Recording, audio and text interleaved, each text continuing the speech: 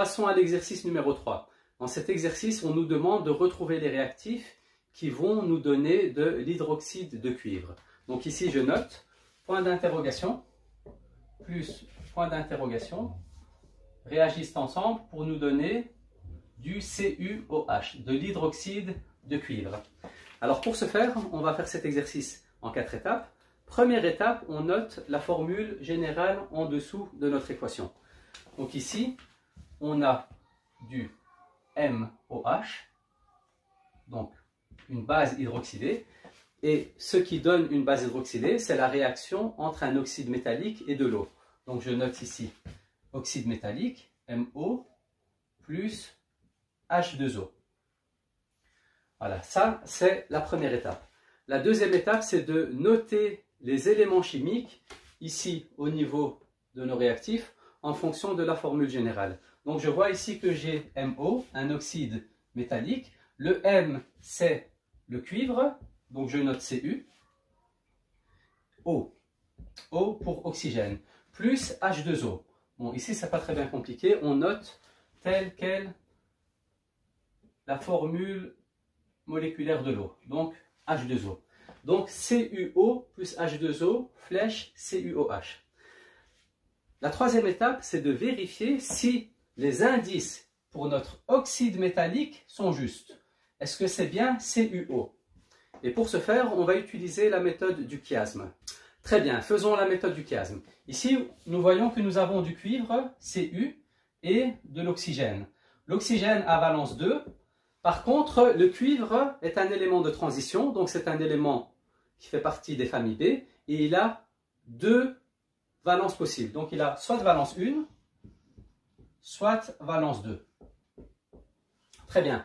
Alors pour savoir si le cuivre que j'ai ici au niveau de mon oxyde métallique, c'est du cuivre de valence 1 ou de valence 2, il faut revenir à notre produit, donc à notre base hydroxylée, et faire la méthode du chiasme inversé pour déterminer si notre cuivre ici a valence 1 ou valence 2. Sachant que si au niveau de ma base hydroxylée, le cuivre a valence 1, forcément, au niveau des réactifs, il aura valence 1. Par contre, s'il a valence 2, forcément, au niveau des réactifs, il aura valence 2. Très bien, faisons donc notre méthode du chiasme inversé.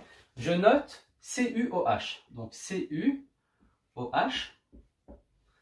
Ici, le cuivre a pour indice 1. Et le groupement OH a aussi pour indice 1. Ce sont des indices qui sont sous-entendus. Ensuite, on va faire la méthode du chiasme inversé.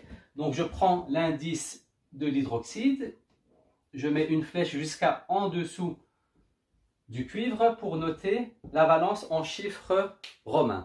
Et je fais pareil avec l'indice du cuivre, je mets une flèche jusqu'à en dessous du groupement OH et l'indice en chiffres arabes se transforme en valence en chiffres romains. Et ici, nous voyons que pour le cuivre, on a valence 1 et pour l'hydroxyde, on a valence 1. Du coup, une fois que c'est fait, on sait que le cuivre a valence 1, donc forcément, au niveau du réactif, on sait que notre cuivre a valence 1. Donc ici, je peux barrer la valence 2 pour le cuivre.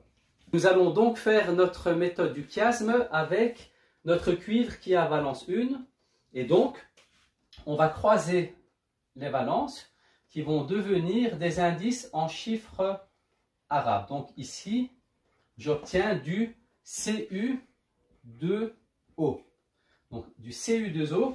Et ça, c'est les indices que je dois mettre au niveau de mon oxyde métallique. Donc ici, je note que j'ai du Cu2O plus H2O qui vont réagir ensemble pour nous donner de l'hydroxyde de cuivre. Passons à la quatrième et dernière étape, nous allons pondérer notre équation. Ici, pour ce faire, nous allons faire un état des lieux, autrement dit, compter le nombre d'atomes de chaque sorte que l'on a. Ici, j'ai 2 atomes de cuivre, 1 atome d'oxygène, 2 atomes d'hydrogène, 1 atome d'oxygène, et là, je mets la frontière entre les réactifs et les produits. Au niveau des produits, j'ai 1 atome de cuivre, 1 atome d'oxygène et 1 atome d'hydrogène. Du coup, je vais commencer par les métaux. j'ai 2 cuivres ici, de l'autre côté j'en ai un seul.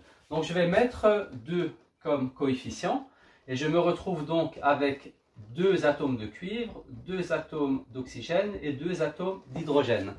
Ensuite nous allons pondérer les hydrogènes. Je vois ici que j'ai 2 hydrogènes, de l'autre côté j'en ai 2, donc les hydrogènes sont déjà pondérés. Et au niveau des oxygènes, j'en compte un ici et un deuxième ici. Donc j'en ai 2 au niveau des réactifs et au niveau des produits, je vois que j'en ai aussi 2. Du coup, nous avons terminé notre exercice. Merci d'avoir suivi cette vidéo et bon travail à tout le monde.